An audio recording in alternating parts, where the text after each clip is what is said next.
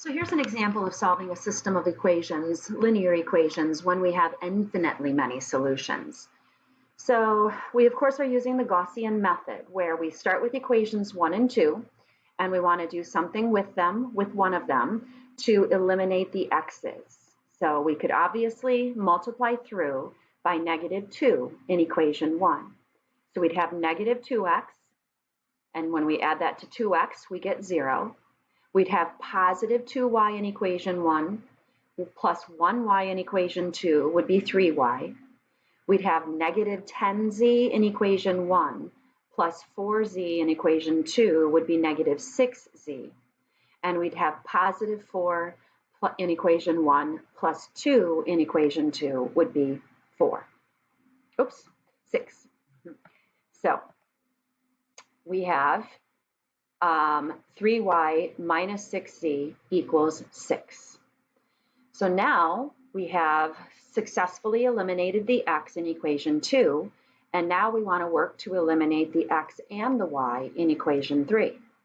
So we want to do something to equation 1 to eliminate such that when we add it to equation 3, we eliminate the x's. Well, that would involve multiplying everything through in equation 1 by -2. So we'll have -2x in equation 1 plus 2x in equation 2. We'll cancel the x's. We'll have positive 2y in equation 1 plus 4y in equation 3 is 6y. We'll have negative 10z in equation 1 plus negative 2z in equation 3 is negative 12z. And we'll have positive 4 plus 8 is 12. So we successfully eliminated the x's in equation 3. So now we want to eliminate the y in equation 3. If we combine it with equation 2, our new equation 2, we want to cancel out the y's. So we'll need to multiply our new equation 2 by -2 in order to do so. So we'll have negative 6y in equation 2 plus 6y in equation 3 is 0.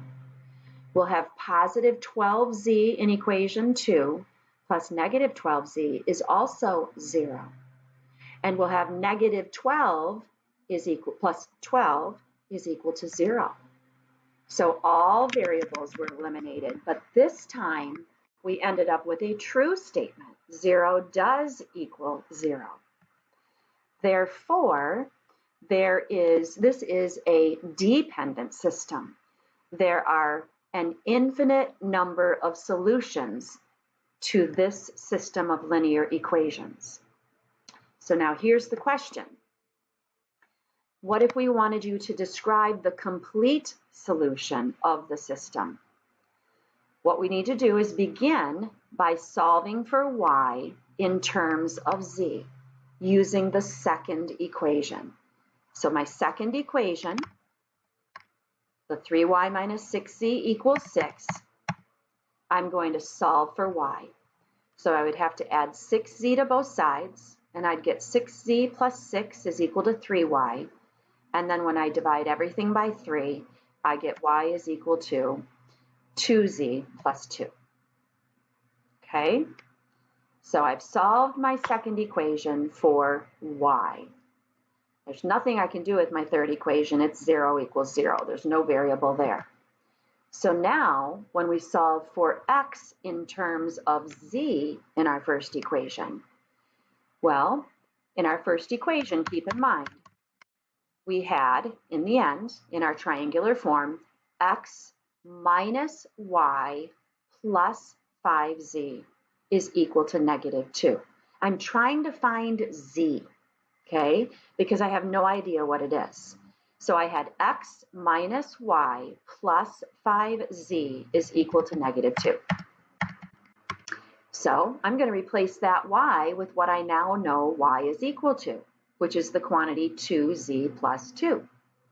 So now I have x minus the quantity 2z plus 2 plus the 5z that was present in equation 1 is equal to the constant in equation 1, -2. If I simplify this further, I'll have x minus 2z minus 2, I'm distributing the minus, plus 5z on the left-hand side. And minus 2z and plus 5z is equal to plus 3z. So I've got x plus 3z minus 2 is equal to negative 2. Keep in mind, I'm trying to solve for x in terms of z. So I'm going to need to subtract 3z from both sides and add 2. And that'll give me x is equal to negative 3z plus 0, which means x is equal to negative 3z.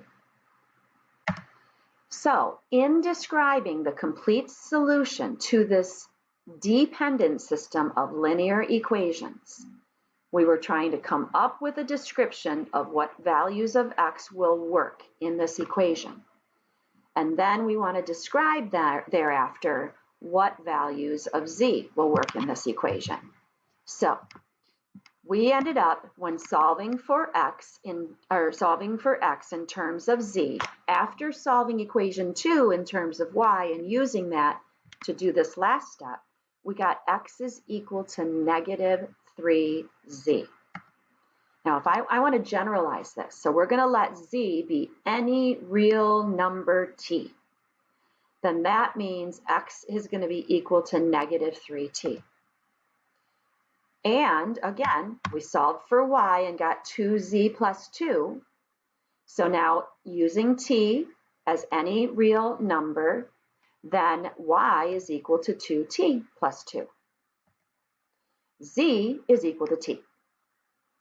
And so now, in describing the complete solution to this system of that has an infinite number of solutions, my x value is negative 3t, where t is any real number.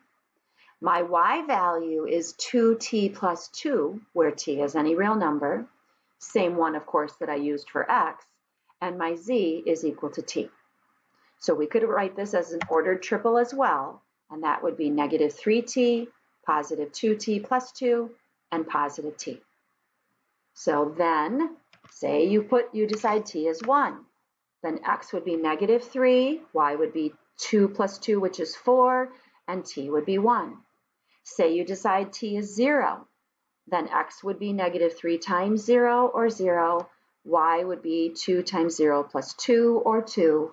And z would be equal to 0, and so on. That is the complete solution to this system of linear equations that has an infinite number of possible solutions and therefore is called a dependent system.